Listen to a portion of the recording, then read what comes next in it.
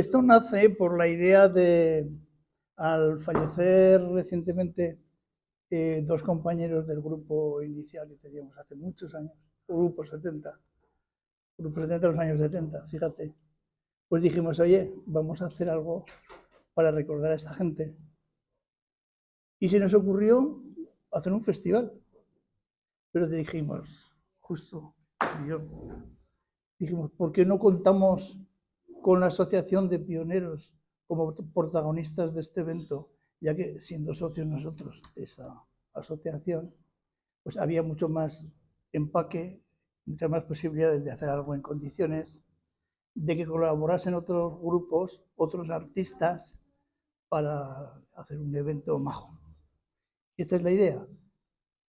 Hablando con el Centro Cívico de Delicias, con el Teatro de la Rotonda, se ofrecieron incondicionalmente a llevar esto a cabo, a ayudarnos, y aquí estamos.